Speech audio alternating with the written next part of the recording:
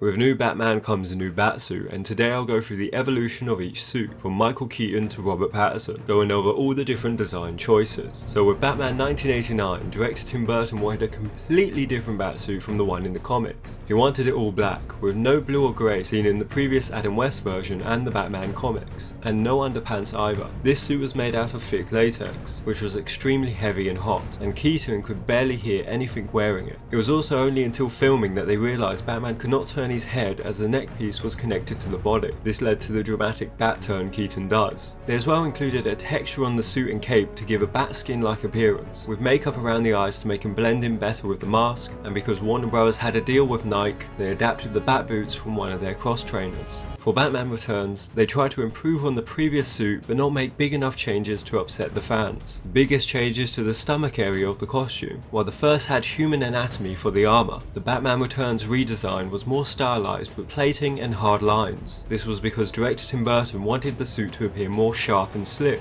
taking inspiration from the Oscar award. For this film, a total of 30 suits were made, as it was easier to replace them every time they were damaged than to repair them. Now when it came to Batman Forever, they ignored the Batman Returns suit and looked back to the original Batman 1989 Batsuit for inspiration. They aimed to improve on it by making a new version that is closer fitting to the body, and this time making the cowl integrated into the suit rather than it being a separate piece. This was also the first appearance of the infamous bat nipples, which director Joel Schumacher requested after seeing drawings of the human body in medical books. Different versions of the suit were made for various uses, such as when in the Batmobile, Batman wears only the parts seen on camera for extra comfort for Val Kilmer, and because wearing the suit was so hot, it was fitted with ventilation in the back when the back was not visible, to help cool down Kilmer. For the scene where Batman sinks in the water, they fitted lead plates into the soles of the boots. Val Kilmer describes the costume like being old, as when wearing it, he could not hear anyone or go to the bathroom. With Batman and Robin, they aimed to build on from the Val Kilmer suit to create the George Clooney suit. This time they wanted it to be blue-black, inspired by the comics that were often drawn with blue highlights on the suit. Like all the suits before, the costume was extremely hot and uncomfortable to wear, weighing over 50 pounds. It would get so hot that George Clooney could only wear it for 15 minutes at a time.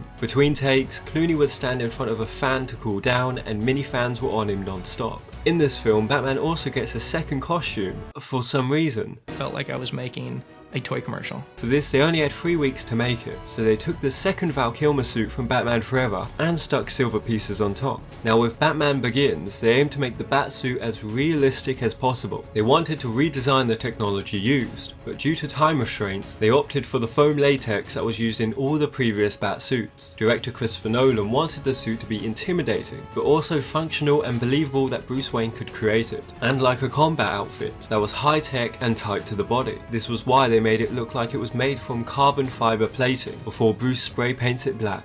The mask was sculpted to be more expressive and show the character's angst, and it had a huge neck to appear more animal-like. For the cape, Christopher Nolan wanted it to be more like the comics, with it lighter and being able to take the wind. To achieve this, they used the thinnest parachute silk.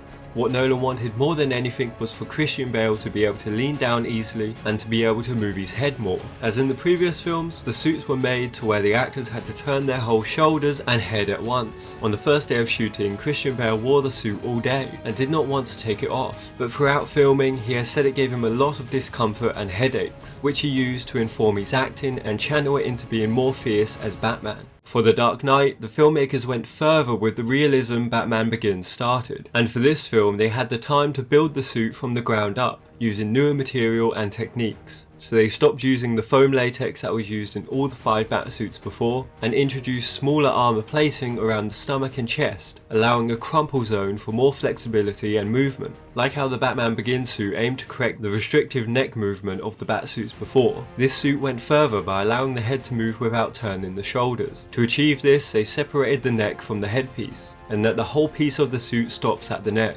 This time the neck being closer to the human neck rather than being thick like the previous versions. The shape of the cowl remained the same, but the mouthpiece was made smaller, and the cape as well remained the same as the Batman Begins version. This suit again was used for the third film, The Dark Knight Rises. When it came to Batman vs Superman, a new actor meant a new Batsuit. They took direct inspiration from the comic The Dark Knight Returns, copying the wide bat symbol and overall design. Director Zack Snyder wanted it to appear more battle-worn from crime fighting, with scratches, tears and bullet holes all seen in the costume. They as well returned to using foam latex for the mask, the material used for all the Batsuits before but the Dark Knight. A muscle imprint on the suit as well was added to give the illusion that it's the actor's muscles, which is a change from the body armor versions of before. The armored Batsuit Ben Affleck wears is also inspired by the one seen in the comic The Dark Knight Returns. Affleck wore a full version of the suit as seen here, as well as a partial version with just the helmet on and the rest being a motion capture suit. For Justice League, Batman wears the same design from Batman vs Superman, but with a newly designed cowl and new material used for flexibility. Batman also gets a tactical suit for the film. That was a layer of armor added on top of the normal Batsuit, which the filmmakers explained as Batman upping up his game to be on the same level of the other superheroes in the film. For the Batman, director Matt Reeves wanted the most realistic Batsuit yet, with every piece being designed to have a practical purpose, such as the bat symbol which can be taken out and used as a knife, the van braces containing the grapple gun which was inspired by Taxi Driver when Travis Bickle flicks out the secret gun, the gloves having mini tasers that he uses to fight crime, and his belt including many tools, from zip ties, a UV light, a flare and sticky bombs. The cowl was designed and shaped like a skull, and the nose piece and opening of the mouth was inspired by the Adam West Batsuit. They also increased flexibility by having the armor divided in panels to allow ease of movement, and as this version of Bruce Wayne had been Batman for 2 years, they included seams and scars from fighting crime. Now the wingsuit is the biggest change the Batman introduced to the Batsuit. Director Matt Reeves felt that the cape gliding in the air did not work with their realistic and grounded version of Batman,